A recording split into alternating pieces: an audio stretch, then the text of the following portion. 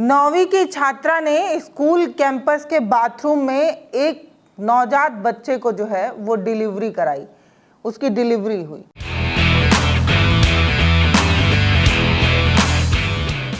ये खबर इसलिए भी बहुत ज़्यादा हैरानी पैदा करती है क्योंकि वो गर्ल्स हॉस्टल था। वो हॉस्टल जहाँ पर लड़कियाँ रहती हैं, वो छात्रावास जहाँ पर हर माता पिता अपने बच्चों को ये सोच कर भेजते हैं कि वो वहाँ पर महफूज रहेंगी, सुरक्षित रहेंगी।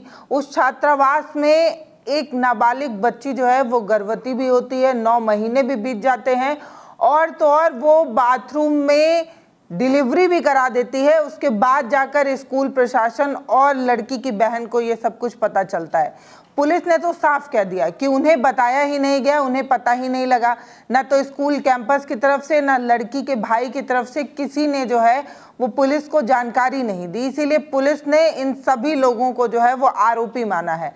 एफआईआर में 4 लोगों का नाम है, उस नाबालिग लड़की के भाई का भी नाम है, स्कूल कैंपस के तमाम लोगों का नाम है। इसके अलावा वो जो मुख्य आरोपी है उसका नाम तो है ही। ये खबर हैरान और परेशान करने वाली है इसलिए क्योंकि हम सभी लगातार ये ऐसी खबरें देख रहे हैं कि स्कूल कैंपस में टीचर जो है वो बच्चों पर इस तरीके की कभी हिंसा कर देते हैं, कभी मार देते हैं।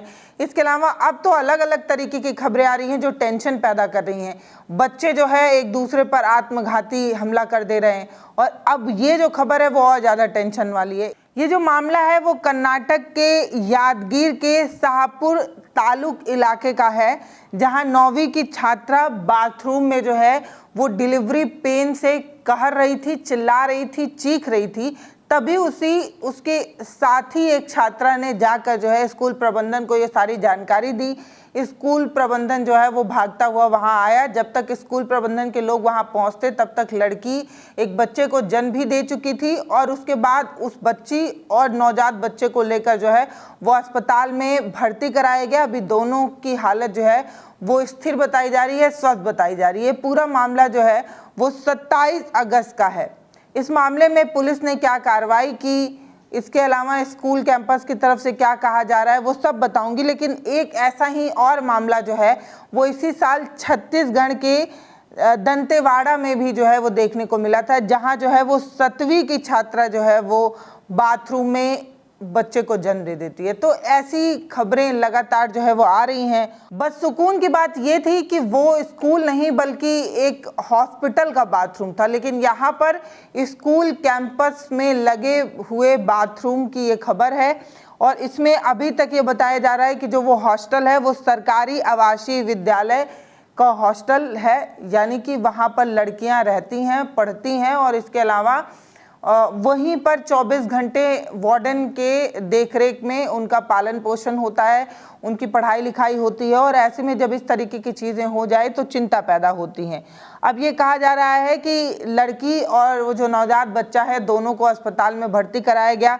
दोनों की हालत ठीक बताई जा रही है, लेकिन तब भी उनका इलाज चल रहा है। पुलिस ने ये कहा है कि जब तक हॉस्पिटल की तरफ से, डॉक्टर की तरफ से ये ना कह दिया जाए कि लड़की पूरी तरीके से स्वस्थ है, तब तक उससे कोई पूछताछ नहीं की जा सकती। उम्र का तकाजा है, आप समझ सकते हैं। एक छोटी उम्र में, कच्ची उम्र में इस बच्ची ने एक बच्चे को जन्म दिया है। ऐसे में पुलिस भी अतिरिक्त दबाव नहीं डालना चाह रही। पुलिस ये नहीं चाह रही कि उसके मानसिक उसको किस तरीके की परेशानी दी जाए।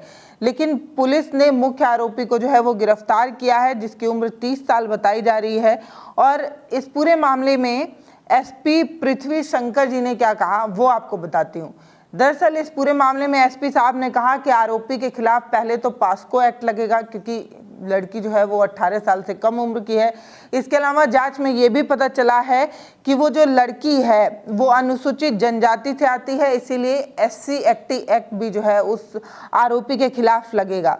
इतना ही नहीं, ये भी कहा जा रहा है कि एफआईआर में वो जो मुख्य आरोपी है उसे तो नामजद किया गया है, इसके अलावा 4 अन्य लोगों से जो है वो पूछताछ की जा रही है। पुलिस ने ये बात साफ कह दी है कि ये पूरी घटना जो है वो दुर्भाग्यपूर्ण है। इस तरीके की घटनाएं चिंता पैदा करती हैं, टेंशन पैदा करती हैं। और एसपी साहब ने साफ कहा कि हमने डीएसपी को निर्देश दिया है कि वो घटना स्थल पर जाएं, वहां का मुआयना करें। मामला जो है वो सीधे तौर पर दर्ज ही होना चाहिए।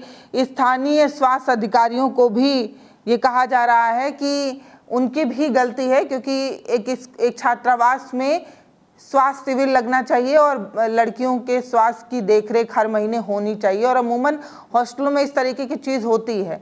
तो क्या स्थानीय स्वास्थ्य व्यवस्था में कुछ कमी रही? क्या हॉस्टल में किसी स्वास्थ्य प्रबंधन की कोई व्यवस्था नहीं थी? क्या चेकअप वगैरह नहीं कराया जाता था?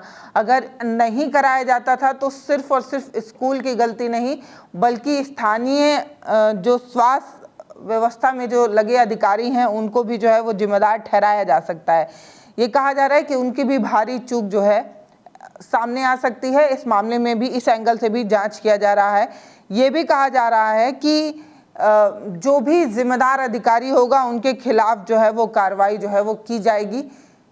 ये सब जानकारी सामने आई। अभी ये कहा जा रहा है कि कर्नाटक की जो आवासीय शैक्षिक संस्था सोसाइटी है उनकी तरफ से ये एक्शन लिया गया है कि वो जो स्कूल कैंपस था, छात्रावास था, उसके जो प्रधानाचार्य थे, वार्डन थे और जो 2 टीचर थे, इन चारों लोगों के खिलाफ जो है वो कार्रवाई की गई, उन्हें निलंबित किया गया। और पुलिस की तरफ से ये कहा गया कि पुलिस ने टीचर्स के खिलाफ तो एक्शन लिया ही, साथ में उस नाबालिग लड़के के भाई के खिलाफ भी जो है वो मामला दर्ज किया है, क्योंकि पुलिस ने ये कहा कि इन लोगों ने ये सब कुछ छुपाने की कोशिश की, हमें जो है वो जानकारी नहीं दी, हमसे सब कुछ छुपाया। तो स्कूल प्रबंधन और उसके भाई के खिलाफ मामला छुपाने के आरोप में जो है वो एफआईआर दर्ज की गई है। पुलिस ने अपनी तरफ से जिन पर मामला दर्ज किया एफआईआर में, जिनका नाम लिखा है, वो हॉस्टल वार्डन है, स्कूल प्रिंसिपल हैं, स्टाफ नर्स हैं और इसके साथ साथ उसका भाई तो है ही। ये 4 लोग पुलिस के नज़र में जो है वो दोषी पाए जा रहे हैं, क्योंकि पुलिस का ये कहना है कि जानबूझकर ये सब कुछ छुपाया गया। ये बड़ा अलग सा लगता है कि एक लड़की 9 महीने तक गर्भवती रही तो कैसे घर वालों को और स्कूल कैंपस में रहने वाले टीचर्स को, वार्डन को ये जानकारी नहीं हुई। ज़रूर ही लोगों को जानकारी रही होगी और लोगों ने चुप्पी साध कर इसे छुपाने की कोशिश की होगी। तो साक्ष्य छुपाने, झूठ बोलने के आरोप में इन 4 लोगों पर जो है पुलिस ने अपनी तरफ से एक्शन लिया है। हालांकि पुलिस इस मामले में अभी और छानबीन कर रही है, अभी और छानबीन करने की कोशिश भी कर रही है। लड़की का बयान लिया जाना अभी बाकी है, क्योंकि लड़की अभी अस्पताल में भर्ती है और डॉक्टर ने अभी इजाज़त नहीं दी है, इसीलिए उससे किसी तरीके की पूछताछ अभी नहीं की गई है। पुलिस की तरफ से इस तरीके की भी पूछताछ की जानी बाकी है, क्या उस लड़की के साथ किसी तरीके की जोर जबरदस्ती की गई, किसी तरीके से उस पर जो है वो दबाव बनाया गया, आखिर किन कारणों की वजह से, किन परिस्थितियों की वजह से ये सब कुछ उसके साथ हुआ, और अगर ये सारी चीज़ें हुई तो उसके लिए जिम्मेदार कौन है, वार्डन जिम्मेदार हैं या कौन जिम्मेदार है। इसके अलावा एक एंगल ये भी निकल कर आता है कि अगर स्कूल कैंपस में ये सारी चीज़ें हो रही हैं तो एक वार्डन एक गार्जियन के रूप में वहाँ पर खड़ा होता है, वहाँ पर मौजूद होता है। उनके मौजूदगी में ये सारी चीज़ें कैसे हुई और किसकी लापरवाही की वजह से हुई। इस तरीके के मामले बहुत ज़्यादा टेंशन पैदा इसलिए करते हैं क्योंकि हम में से अधिकतर पेरेंट जो है उनके बच्चे या तो बाहर पढ़ रहे हैं या पढ़ने के लिए वो भेजने वाले हैं। ऐसे में इस तरीके की खबरें चिंता पैदा करती हैं कि स्कूल कैंपस में, हॉस्टल्स वगैरह में लड़कों को तो ठीक है, लड़कियां कितनी सुरक्षित हैं, और लड़कियां अगर सुरक्षित नहीं हैं तो इसके लिए सबसे ज़्यादा जिम्मेदार किसे ठहराया जाए? प्रिंसिपल को ठहराया जाए, टीचर्स को ठहराया जाए, वार्डन को ठहराया जाए। हालांकि इस पूरी कार्रवाई में जिस तरीके का एक्शन लिया गया है उसमें सभी जिम्मेदार लोगों को पर जो है वो गाज गिरी है, जैसे कि आप प्रिंसिपल को ले सकते हैं, टीचर्स को ले सकते हैं, वार्डन्स को ले सकते हैं।